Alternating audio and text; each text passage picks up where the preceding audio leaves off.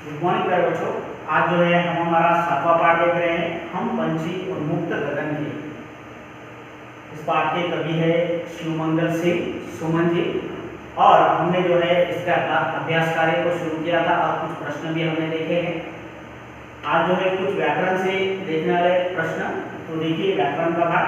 संज्ञा या सर्वनाम के जिस रूप से उसका संबंध वाक्य के अन्य शब्दों से जाना जाए उसे कारक कहते हैं। कारक किसे कहते हैं? फिर जी हाँ, संज्ञा या सर्वनाम के जिस रूप से उसका संबंध वाक्य के अन्य शब्दों से जाना जाए उसे क्या कहते हैं? कारक कहते हैं। ये संबंध कुछ चिन्हों द्वारा दर्शाया या स्थापित किया जाता है, जिन्हें परसर्ग या विभक्ति कहते हैं। तो ये जो संबंध है अन्य शब्दों से, जो उसका जो रूप बदलकर जिस रूप से उसका जो है संबंध वाक्य के अन्य शब्दों से जाना जाए उसे क्या कहते हैं? कारक कहते हैं। और ये संबंध जो है कुछ कारक जो चिन्ह होते हैं उनके द्वारा दर्शाया जाता है या स्थापित किया जाता है, जिन्हें क्या कहते हैं? उपसर्ग कहते हैं, या जो परसर्ग कहते हैं। क्या कहते हैं? परसर्ग कहते हैं या विभक्ति कहते हैं। तो देखिए जो कारक के भेद है वो देखिए कारक और विभक्ति या परसर्ग। तो कर्ता विभक्ति क्या होगी? ने। कारक अगर करता है तो विभक्ति होगी ने, और करण अगर जो कारक अगर करण है तो फिर से के द्वारा ये विभक्ति होगी। अपादान कारक होगा तो से यानी अलग होना, अधिकरण कारक होगा तो में या पर। ठीक है। अब देखिए कारक अगर कर्म हो तो विभक्ति होगी को, कारक अगर संप्रदान हो तो विभक्ति होगी कि या के लिए।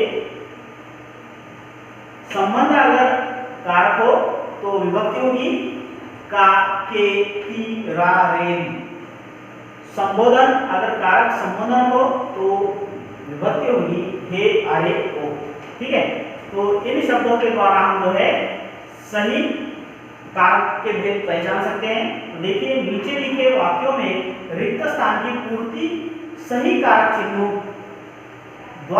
चिन्ह द्वारा कीजिए।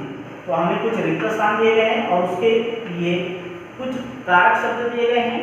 इनमें से जो उचित कारक चिन्ह है उसका प्रयोग करके जो है वाक्य को पूरा करना है। देखिए माँ अपने बेटे रिक्त स्थान बुला रही है, के लिए को या की, कौन सा उचित जो है कारक चिन्ह वहां पर आएगा?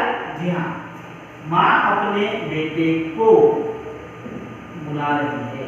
ठीक है। आगे देखिए टोपी वाले रिक्त स्थान टोपियां बंदर उठा ले गए। इस वाक्य को पूरा करने के लिए कारक शब्द दिए गए हैं, कारक चिन्ह की, से, को। कौन सा कारक चिन्ह सही है वहां पर? उचित। जी हाँ, टोपी वाले की टोपियां बंदर उठा ले गए। अगला जो वाक्य है वो है धूप रिक्त स्थान मत खेलो। से मत खेलो या पर से या में, बताइए कौन सा कारक चिन्ह लगेगा? जी हाँ, धूप में मत खेलो। आगे है वाक्य यह गाड़ी दिल्ली रिक्त स्थान मुंबई जाती है, को, से, के लिए।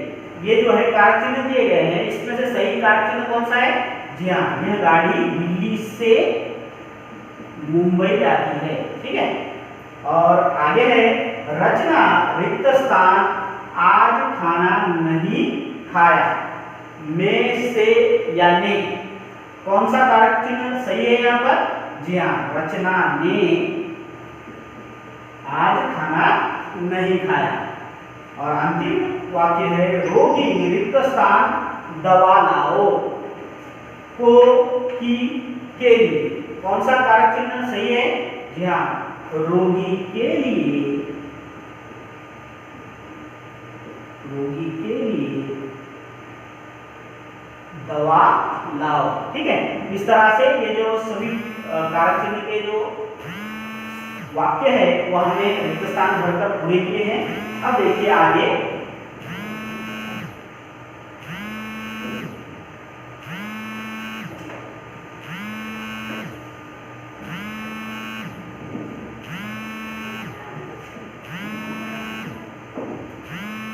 देखिए प्रश्न है, कविता में भूखे प्यासे होड़ा होड़ी छिन्न भिन्न सामाजिक शब्द है, अर्थात सामासिक शब्द है, अर्थात क्या है, भूखे प्यासे, भूखे और प्यासे, होड़ा होड़ी, होड़ा और होड़ी, छिन्न भिन्न यानी छिन्न और भिन्न दोनों शब्दों के बीच योजक चिन्ह लगा है, योजक चिन्ह लगा है। जैसे कि यहाँ पर भूखे प्यासे, होड़ा होड़ी, छिन्न भिन्न, ये जो शब्द है सामासिक शब्द, इनके बीच में जो चिन्ह लगा है इससे क्या कहते हैं, योजक चिन्ह। और इस चिन्ह से जो है और का संकेत मिलता है। इस योजक चिन्ह से किसका संकेत मिलता है, और। ठीक है, इस प्रकार के समास को द्वंद्व समास कहते हैं। ठीक है, अब देखिए कुछ कल्पना, कुछ अनुमान। कुछ कल्पना, कुछ अनुमान से देखिए, बहुत से लोग घर में पक्षी पालते हैं, इससे संभवतः वे अपनी पक्षी प्रेम व्यक्त करते हो, पर क्या पक्षियों की आजादी छीनकर उन्हें पिंजरे में रखना चाहिए, इस विषय पर कक्षा में चर्चा की है। तो बताइए, ये जो पक्षी है इनकी आजादी छीनना जो है क्या सही है, ये आपको बताना है। ठीक है जी, नहीं, आजादी छीनना नहीं चाहिए हमें पक्षियों की, है ना। आप देखिए, पक्षियों को पिंजरे में कैद करना पक्षियों पर अत्याचार है, इस विषय पर वाद विवाद कीजिए। तो बताइए, आपको क्या करना है, पक्षियों को पिंजरे में कैद करना पक्षियों पर अत्याचार है या नहीं है, इस विषय पर वाद विवाद करना है, चर्चा करनी है। ठीक है, आगे देखिए, पक्षी पालते समय आपको किन किन चीजों की सावधानी बरतनी होगी। तो बताइए, पक्षी पालना है आपको, तो किन किन चीजों की आपको सावधानी बरतनी होगी। जी हाँ, पक्षियों को जो है उचित मात्रा में वहां पर उनके लिए भोजन का प्रबंध किया जाए। जो पिंजरा आप ले रहे हैं पक्षी के लिए वो तो बड़ा होना चाहिए। ठीक है, और उसके लिए जो है पिंजरे के अंदर जगह ज़्यादा हो, और जो पंछी आप पाल रहे हैं उसका जो है पूरी तरह से अच्छे से ध्यान रखिएगा। आगे देखिए, पक्षी पर्यावरण को किस प्रकार प्रभावित करते हैं, बताइए। या बहुत सारे जो है पक्षियों जो है उनसे मदद मिलती है, पक्षियों से जो अनाज के ऊपर जो कीड़े लगते हैं वो पक्षी जो है खाते हैं, इससे भी जो है उनकी मदद मिलती है। और अंतिम प्रश्न है, कौन से ऐसे पक्षी हैं जिन्हें पाला जा सकता है, आपको जो है ये बताना है, आप स्वयं कीजिए। ठीक है, आज देखिए अगला जो है कार्य का,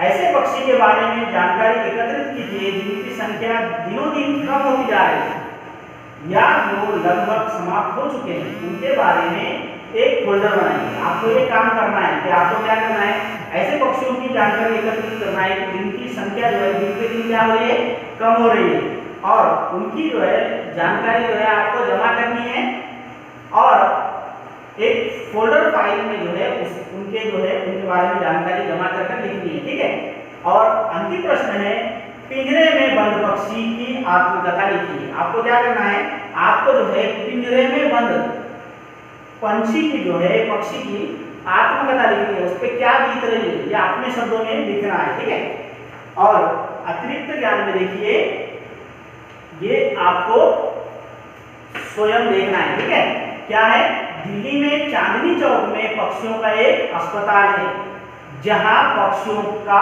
उपचार होता है। ठीक है, और ये जो है सिर्फ आपके पढ़ने के लिए। ठीक है, इस तरह से ये जो पूरा पाठ है हमने देखा है, इसके आगे का जो भाग है हम हमारे अगले वीडियो में देखेंगे। ठीक है।